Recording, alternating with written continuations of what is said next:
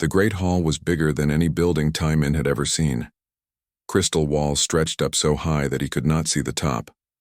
Light came from everywhere and nowhere at the same time. 47 different kinds of aliens sat in curved rows, all looking down at the center where 3 humans stood. Taimin felt small in this place.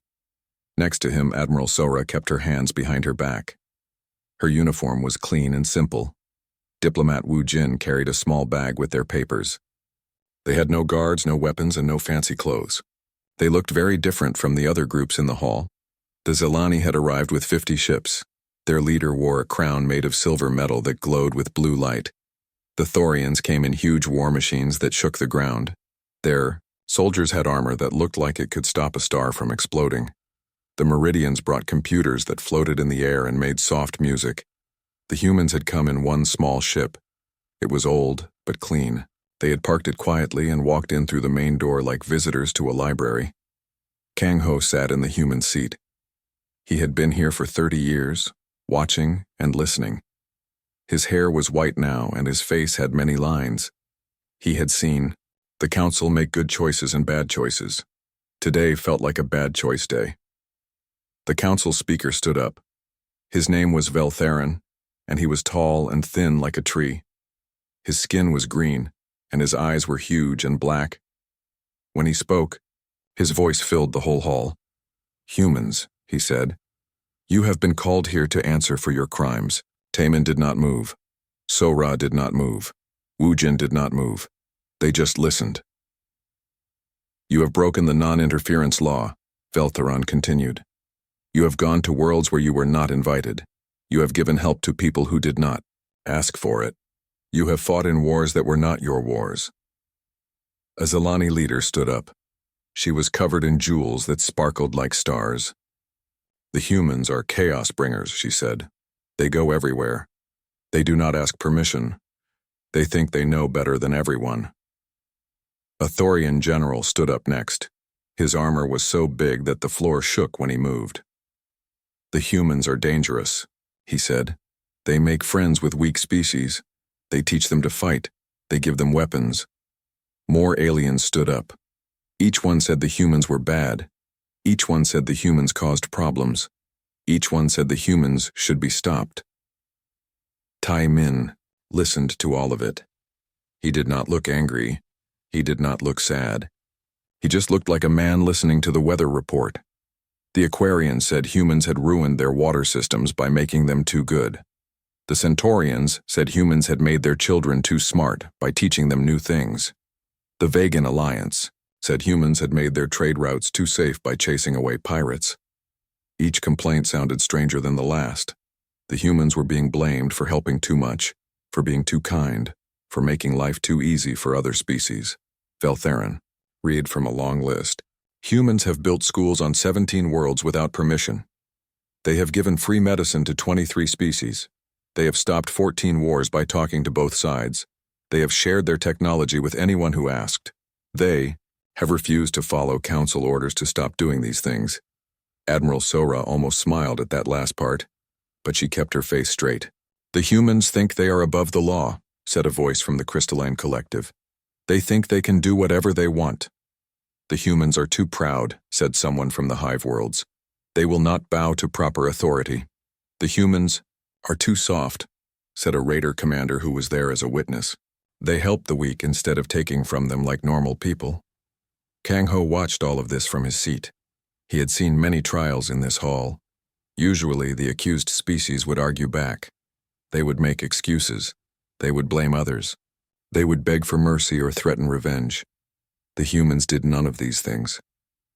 When the accusations were finished, Veltherin looked down at the 3 humans. "What do you have to say for yourselves?" Taimin stepped forward. He was not tall or strong-looking. He wore a simple gray suit. His shoes were old but polished. He looked like a teacher or a store manager, not like an ambassador to the stars. "Hear what you have said?" Taimin said. His voice was quiet, but it carried to every corner of the hall. "We understand your concerns. We will think about what you have told us." Veltheron blinked his huge black eyes. "That is all?" We would like 3 days to consider our response, Taemin said. If that is acceptable to the council. The hall was quiet for a long moment. This was not how these things usually went. The accused were supposed to fight back or give up completely. The humans were doing something else entirely. 3 days, Veltherin said finally. Then you will return and tell us how you will fix what you have broken. Taemin nodded politely. Thank you for your time. The 3 humans turned and walked out of the hall. Their footsteps were the only sound in the huge space. 47 species watched them go. None of them understood what had just happened. In his seat, old Kang Ho felt a chill run down his back. He had known these people for 30 years. He had watched them build, help, share, and give. He had seen them face pirates, plagues, and wars without ever asking for anything in return. Now he had seen them insulted, accused, and blamed for the crime of being too helpful. And he had seen them respond with the quiet dignity that made them human. Kang Ho began to worry. Not for the humans, but for everyone else. 3 days would be enough. The message went out 6 hours after the humans left the council hall. It was short and simple, sent to every human ship, station, and colony in the galaxy. Most people would have needed computers to decode it, but every human understood it perfectly. Captain Hai-Jin was delivering medicine to the Outer Rim when her communication system beeped. She was 3 days away from the Meridian colony of New Hope, where children were sick with a disease that only human medicine could cure. She had been making this trip every month for 2 years. She read the message twice, then changed course immediately. The sick children would have to wait. The medicine would never arrive. Dr. Nam-Su was in his laboratory when the message came. He had spent 15 years on Aquarius Prime, working with the blue-skinned people who lived underwater. Together, they had built machines that turned salt water into drinking water. These machines fed every city on the planet. Nam-Su looked at the half-finished plans on his desk. Tomorrow he was supposed to teach the Aquarians how to build the new model. It would have made clean water for twice as many people. Instead, he packed his tools and called for a human ship to pick him up. Teacher Miran was in the middle of a lesson when her wrist device buzzed. She was teaching young cetaceans about Earth history. The whale-like aliens loved her stories about human exploration and discovery. 3 generations of their children had learned from her. She finished the sentence she was speaking, then gently told her students that school was finished, forever. The young cetaceans did not understand. They asked when she would be back. Miran just smiled sadly and said goodbye. All across the galaxy, the same thing happened. Human engineers left their construction sites. Human doctors left their hospitals. Human farmers left their crops half-grown. Human teachers left their classrooms empty. Human pilots left their trade routes unprotected. Commander Ju-Wan had been protecting the trade lanes near Vegan space for 5 years. His small fleet of human ships kept the pirates away from merchant vessels. The aliens paid him nothing for this service. The humans did it because it was the right thing to do. Ju-Wan powered down his weapons and recalled his patrols. Within hours, the trade lanes were empty of human ships. The merchant vessels suddenly felt very alone in the dark. On the research station near the crystalline homeworld, scientist Boram was working on a translation program. The council used this program to let all 47 species talk to each other. Without it, the different aliens could not understand each other at all. Boram had been fixing and improving the program for 10 years. She worked day and night to make sure every species could communicate clearly. It was hard work because some aliens spoke with colors, others with smells, and others with electrical signals. She saved her work, locked her files, and left the station on the next transport. She did not tell anyone the access codes. She did not train a replacement. The translation program would have to work without her. Admiral Sora coordinated everything from the council station. She sent orders to every human military unit in the galaxy. Not orders to attack or defend, but orders to come home. The largest movement of human forces in history began, but it was not an invasion. It was a retreat. Human patrol ships left the border zones they had been guarding. Space pirates celebrated as their biggest enemies simply vanished. Human escort vessels abandoned the convoys they had been protecting. Alien traders suddenly realized how dangerous space really was. The withdrawal was perfect and complete. Humans honored no contracts that had not already been signed. They finished no projects that were not already done. They answered no calls for help that came after the message was sent. Captain Dong Huan had been running refugee ships for 7 years. When wars broke out or planets became dangerous, he and his crew would arrive to take people to safety. They had saved thousands of lives from dozens of different species. His ship was halfway to a war zone when the message came. The fighting there was getting worse. Families were trapped and waiting for rescue. Dong Huan turned his ship around and headed for human space. The families would have to save themselves. The humans left behind many things: research stations full of equipment, hospitals with medicine, schools with books and computers, construction sites with half-built buildings. They took only what belonged to them and what they needed to leave.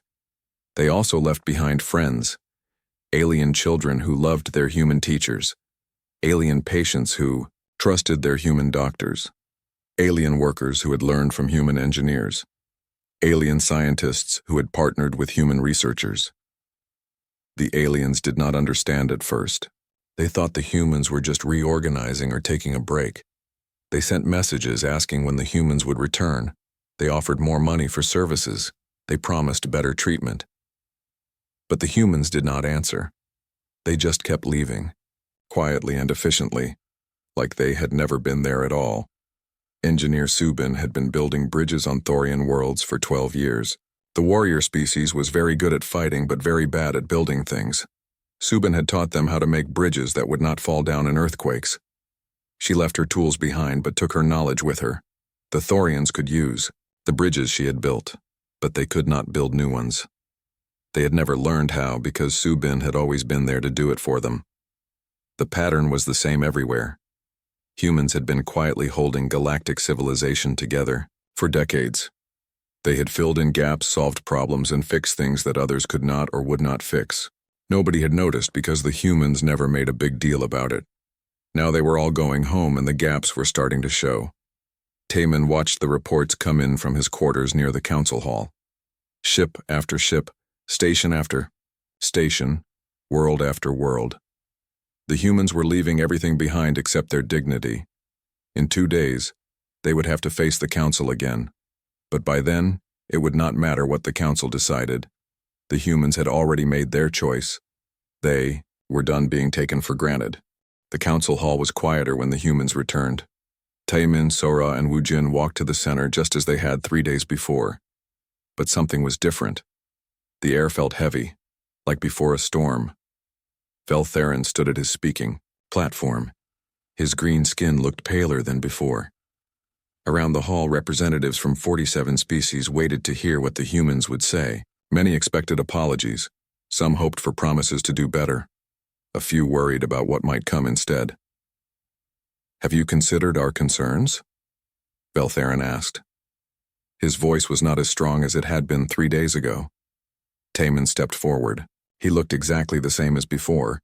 Same gray suit, same polished shoes, same calm expression. But when he spoke, everyone in the hall felt something change. "We have considered everything you said," Taemin began. His voice was clear and carried to every corner of the huge room. "You have made your position very clear. You do not want humans to interfere in galactic affairs. You do not want us to help other species without permission. You do not want us to act without council approval." He paused and looked around the hall.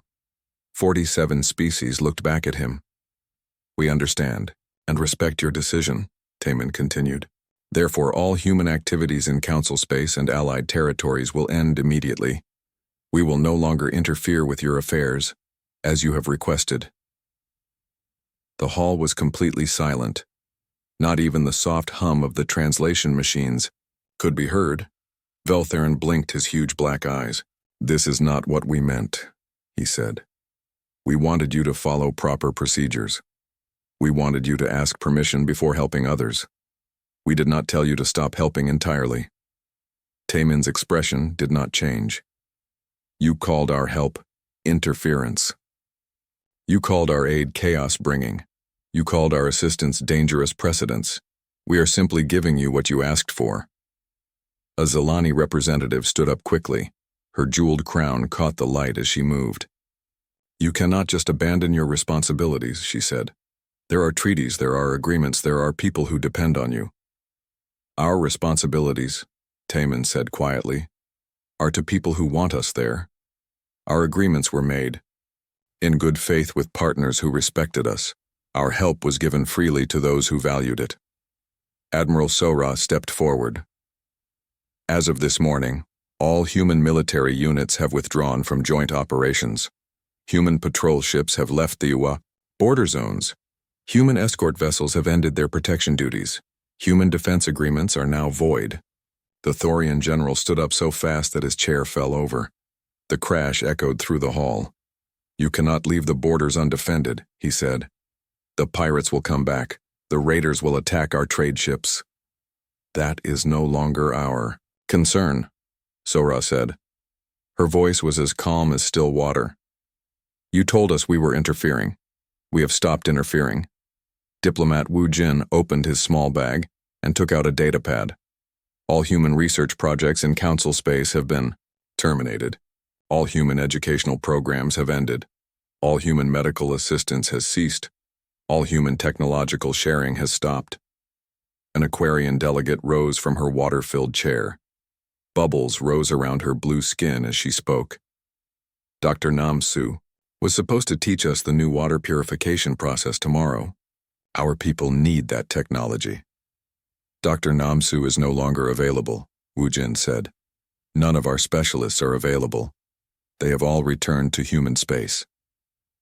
The questions came faster now. Where was Engineer Subin? When would Teacher Miran return? What about the medicine shipments? What about the refugee transports? What about the translation program? To every question, the humans gave the same calm answer. No longer available. A representative from the hive world stood up. His insect-like face clicked as he spoke. This is blackmail, he said. You are trying to force us to change our decision. Taemin shook his head. This is respect, he said. You told us we were not welcome as equal partners. You told us we caused problems by helping. So we are helping you solve that problem by leaving. Veltheron's voice got louder. We are the Galactic Council. We speak for civilization itself. You cannot just ignore us. We are not ignoring you, Taemin said. We heard every word you said. You spoke clearly about what you wanted. We are giving it to you. The crystalline collective representative spoke in a voice like breaking glass. What about the greater good? What about galactic peace? What about helping those in need? Taemin was quiet for a long moment. When he spoke again, his voice was softer but somehow more powerful. For 60 years, humans have worked for the greater good. We have kept the peace. We have helped those in need. We did it because we believed in cooperation and partnership. He looked around the hall one more time. But you cannot force someone to be your partner. You cannot demand help and then complain about how it is given. You cannot insult people and then expect them to keep serving you. Admiral Sora stepped forward. Again, human space is now closed to Council authority. We will trade with individual species who wish to trade with us. We will defend ourselves if attacked. But we will no longer serve the Council or its member species in any capacity. The hall erupted in angry voices. Representatives shouted in dozens of languages. The translation system struggled to keep up. Some demanded that the humans be forced to stay. Others threatened sanctions and blockades. A few begged for more time to work things out. But the three humans just stood there quietly, waiting for the noise to die down. When it was finally quiet again, Taemin spoke one last time. The council spoke, and we listened. Now we have spoken, and we are done. He turned to leave. Sora and Wu Jin turned with him. Their footsteps were the only sound in the vast hall as they walked toward the exit.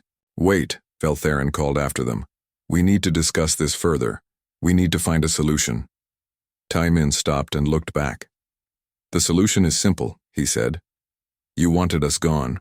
Now we are gone. The council got exactly what it asked for. The three humans walked out of the hall and did not look back. Behind them, 47 species sat in stunned silence.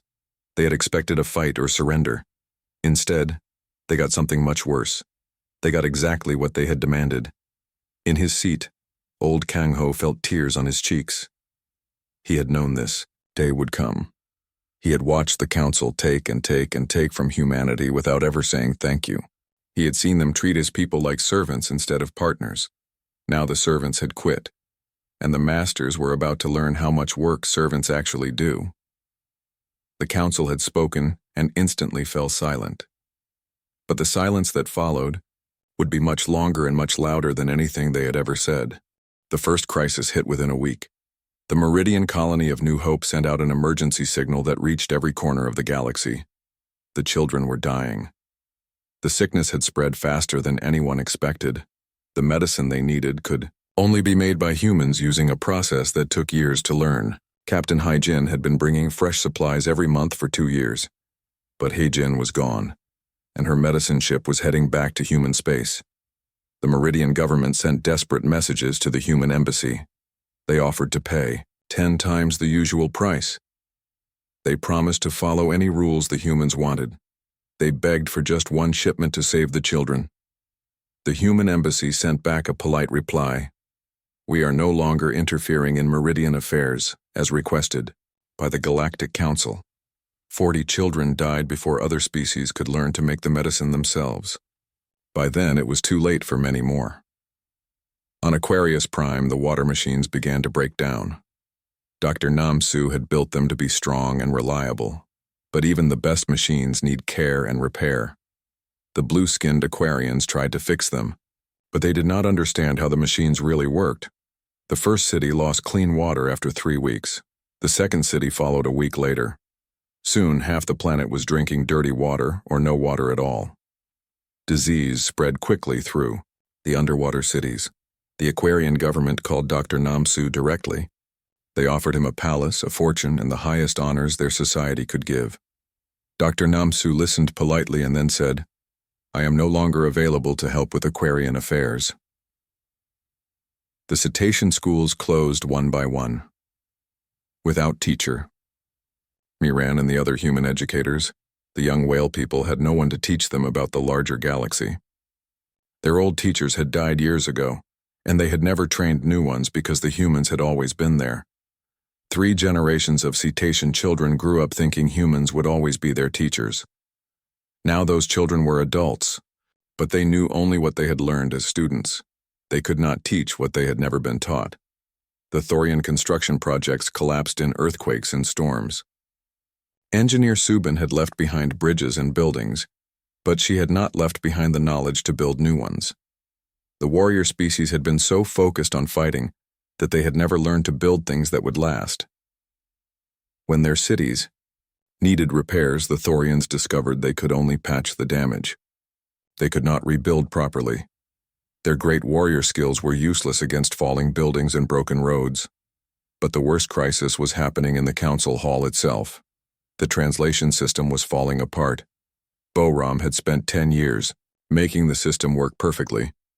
She had learned how each species communicated and had created programs to translate between them all. It was incredibly complex work that required constant updates and adjustments. Without Boram, the system began to fail. Small errors appeared first. A Zilani word for peace was translated as war during a trade negotiation. A Thorian request for assistance came out as surrender in crystalline language. The errors got worse every day. Soon, entire sentences were wrong. Important meetings became shouting matches because nobody could understand what anyone else was saying. Treaties were broken because of translation mistakes. The council tried to hire new technicians to fix the system, but the work was too hard and too specialized. Boram had not just maintained the translation program, she had created most of it. Without her, the system was like a puzzle with half the pieces missing. Pirates returned to the space lanes in huge numbers. For years, human patrol ships had kept them away from the trade routes. The human ships were fast, well-armed, and, seemed to be everywhere at once. Pirates had learned to avoid areas where humans operated, but now the humans were gone, and the pirates came back like hungry wolves. Merchant ships that had traveled safely for decades were suddenly attacked and robbed. Trade between star systems became dangerous and expensive. The Vegan Alliance tried to patrol their own trade routes, but they were merchants, not fighters. The Thorians offered to help, but their big warships were too slow to catch fast pirate vessels. Other species had their own problems and could not spare ships for patrol duty.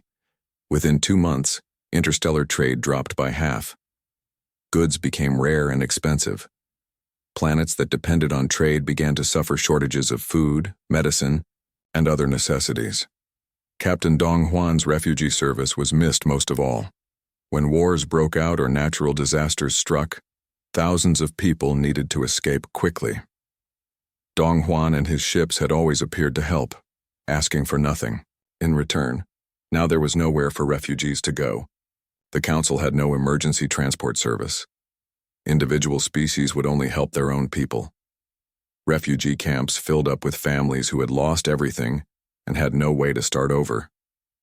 On the rim worlds, where conflicts were always starting and stopping, entire populations were trapped in war zones.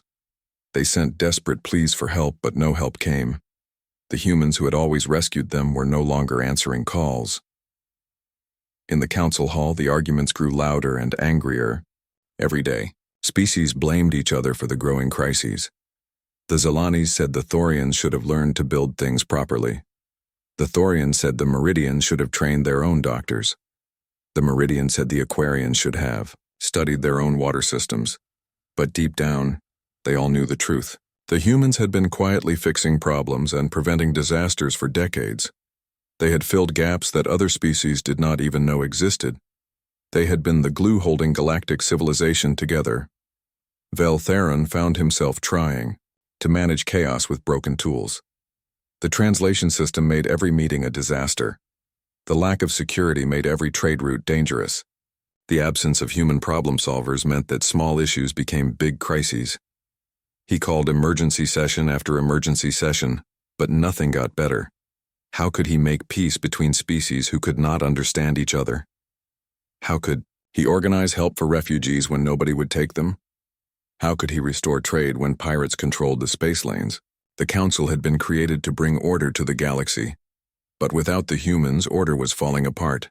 And the worst part was that the humans had not caused any of this chaos. They had simply stopped preventing it.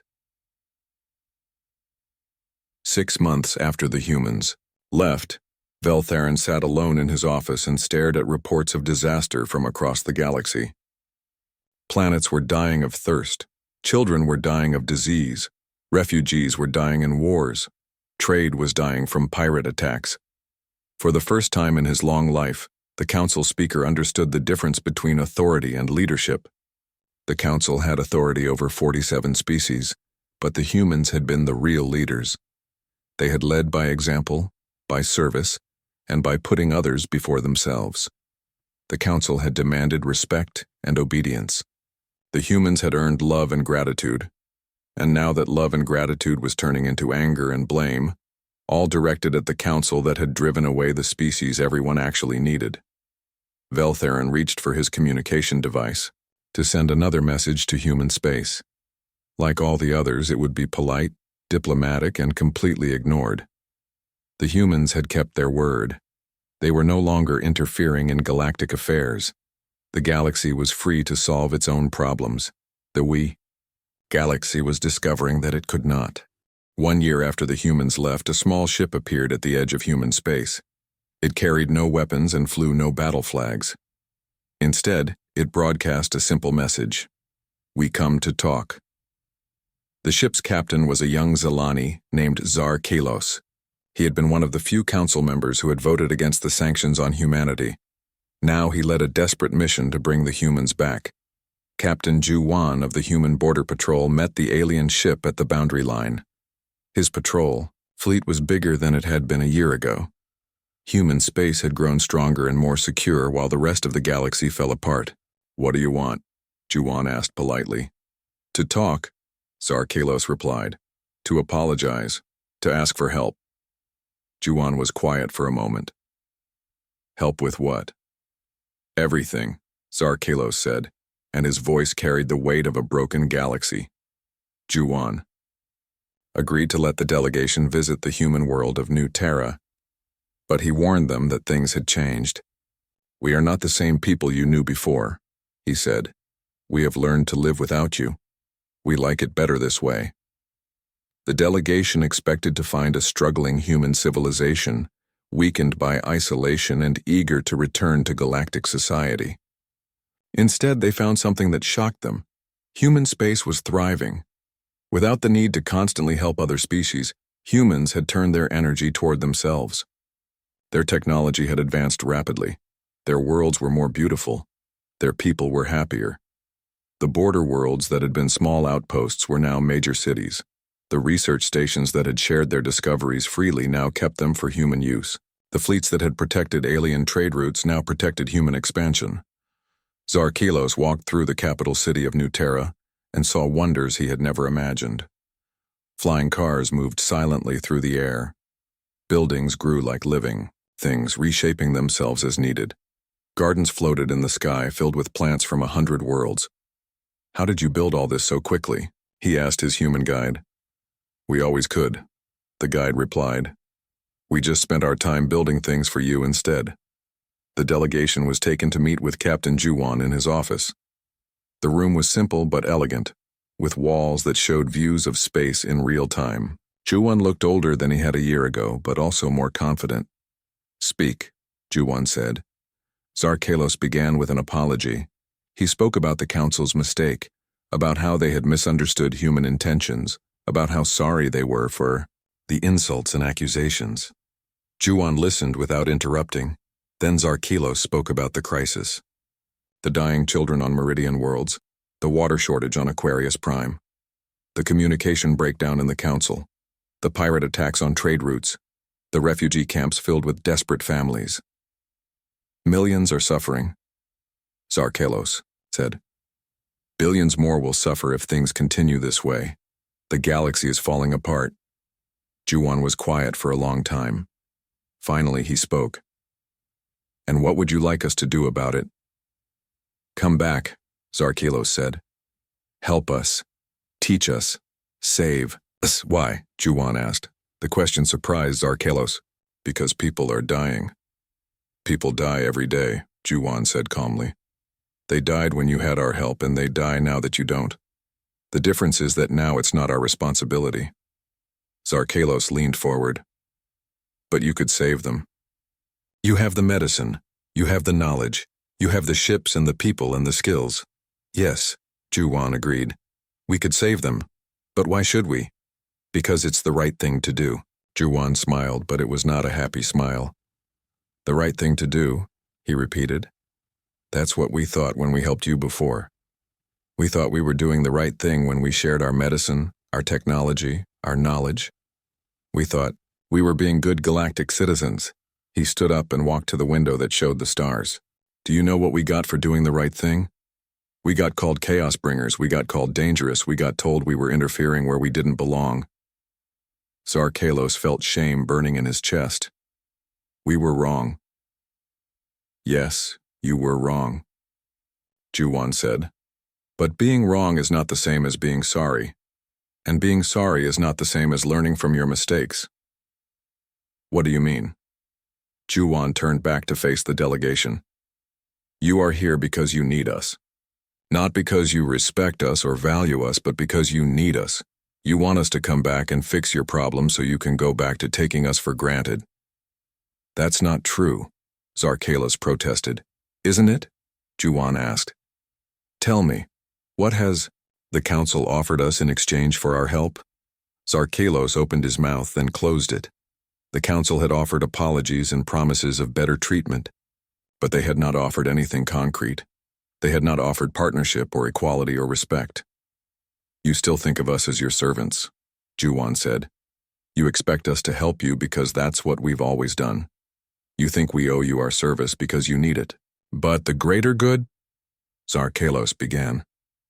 The greater good of who? Juwan interrupted. Your good? The Council's good? What about our good? What about the good of a species that spent 60 years helping others and got nothing but complaints?